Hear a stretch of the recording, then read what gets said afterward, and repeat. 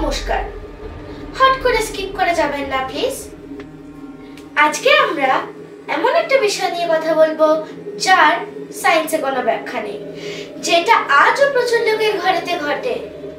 তার অ্যাস্ট্রোলজিতে কি ব্যাখ্যা জেনে নেব আমরা আজকের আমাদের গেস্ট, যিনি কালার, সাউন্ড এবং স্পিরিট থেরাপিস্ট আচার্য ডক্টর অর্ণব ভারতী। নমস্কার।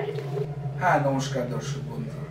জাস্ট কালকে আমার বন্ধু আমাকে বলছিল যে তার বাড়িতে নাকি কিছু অদ্ভুত অদ্ভুত ঘটনা ঘটেছে, যেরকম দেয়ালে বাচ্চার ছোট ছোট পায়ের ছাপ। সে ঘুম থেকে উঠে ওয়াশরুমে যাচ্ছে রাত্রিবেলায়, তখন দেখলো হুট করে একটা বাচ্চার ছায়া সামনে দিয়ে সরে গেল।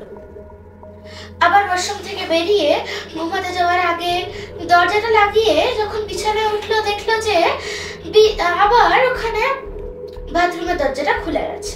সে আবার লাগালো এবং আবার খুলে গেল। অনেক ভিডিওতে এরকম আমি শুনেছি যে বিশাল অদ্ভুত অদ্ভুত ঘটনা ঘটে। বিজ্ঞান তো এর কোনো উত্তর দিতে পারছে না, কিংবা এর কোনো এক্সপ্লেনেশনও দিতে পারছে না, মানছেও না, কিন্তু এগুলো ঘটে। অ্যাস্ট্রোলজি কি এর বিষয়ে কিছু বলতে পারছে? হ্যাঁ, ঠিক কথাই। আমরা অনেক কিছুই যে বিজ্ঞান দ্বারা আবিষ্কার হয়েছে তাকে আমরা বলছি লৌকিক, আর যে বিজ্ঞানের বাইরে তাকে আমরা বলছি অলৌকিক। তা অলৌকিকের মধ্যেও কিন্তু সবকিছুই লৌকিক, এটা বুঝতে হবে। যখন ছায়া দেখছে, সে দেখতে পাচ্ছে এটা, কিন্তু অন্য কেউ ধরতে পারছে না, তাই তাকে বলছে অলৌকিক। আবার যখন কোনো আমরা অনুষ্ঠান বাড়ির পাশে যাচ্ছি, তখন তাকে আমরা বলছি, সেখানে স্মেল আসছে, সুগন্ধ আসছে, আমরা বলছি আহ কি সুন্দর লাগছে, মনটা আনন্দে নেচে উঠছে আমাদের। আর যখন খারাপ গন্ধ আসছে, আমরা বলছি ও ব্যাড স্মেল, কোথা থেকে আসছে এরকম একটা গন্ধ, এরকম করছি আমরা, মানে সেটা হলো ব্যাড ভাইব্রেশন বা নেগেটিভ ভাইব্রেশন।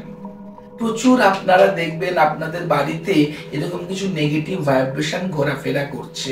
এই যে নেগেটিভ ভাইব্রেশন ঘোরাফেরা করছে, আপনাদের ঘরে তার জন্য অসুস্থতা আসছে, টাকা শেষ হয়ে যাচ্ছে, ঘরেতে অশান্তি হচ্ছে, ডাইভোর্স হচ্ছে, সব হচ্ছে এই বাস্তু নেগেটিভ ভাইব্রেশনের এফেক্ট।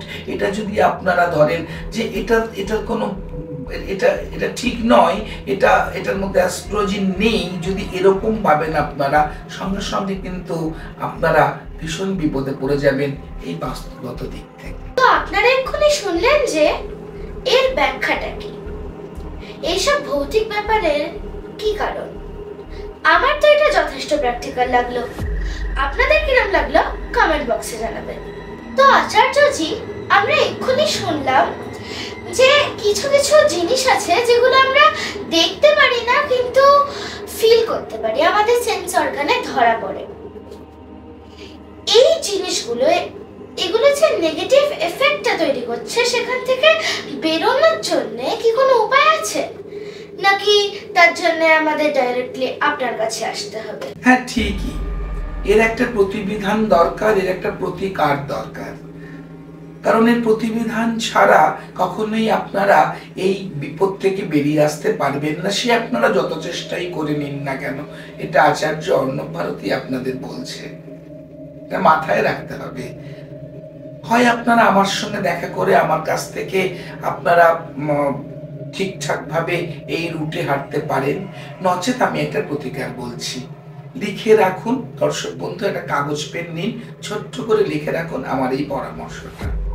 একটা হলুদ রঙের লেবু নেবেন, সেই লেবুতে একটা ইনজেকশনের সিরিঞ্জ নেবেন, সেই সিরিঞ্জে লাল রং ভরে নিয়ে, সেটা আলতা হতে পারে, আপনি আলতা টেনে নিন সিরিঞ্জ দিয়ে লেবুটাকে আলতাতে পুশ করে দিন। আলতাটা লেবুতে যেই পুশ করে দেবেন এবং সেই লেবুটাতে একটা পেরেক ঢুকিয়ে তাকে লাল আর নীল সুতো দিয়ে বেঁধে আপনার বাড়ির দরজায় ঝুলিয়ে দিন। আর কালো আর লাল সুতো দিয়ে দরজাটাকে টোটাল সাইড দিয়ে একটা বর্ডার লাইনের মতো কভার করে দিন।